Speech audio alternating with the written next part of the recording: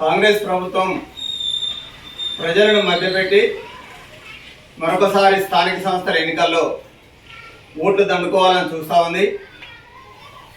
ప్రభుత్వం ఇచ్చినటువంటి వాగ్దానాలు అన్నిటినీ నెరవేర్చకుండా వానాకాలం రైతు భరోసా పేరుతో రైతాంగాన్ని ప్రజలను మరొకసారి మోసం చేసి రేపు రాబోయే సర్పంచ్, ఎంపీటీసీ, జెడ్పీటీసీ ఎన్నికలు పెట్టాలనే ఆలోచనతో ప్రభుత్వం మోసం చేస్తూ ఉంది.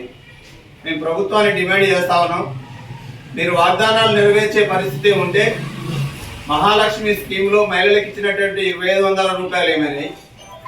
నిన్న మొన్నటి దాకా బాగా ఆర్భాటంగా ప్రచారం చేసినటువంటి రాజీవ్ యువ వికాసం 5 లక్షల మందికి ఇస్తానన్నటువంటి జూన్ 2వ తారీఖు నాడు ప్రారంభం చేస్తానన్నటువంటి రాజీవ్ యువ వికాసం ఎందుకు ఇస్తలేరు?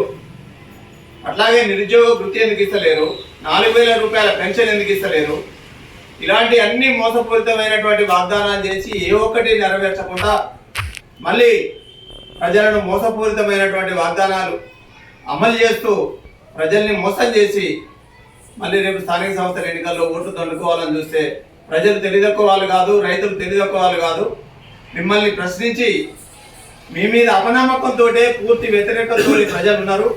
మీరు ఏ ఎన్నికలు పెట్టినా మీకు తగిన బుద్ధి చెప్పడానికి సిద్ధంగా ఉన్నారు. అందుకు బీఆర్ఎస్ శ్రేణులు కూడా సిద్ధంగా ఉన్నాయి.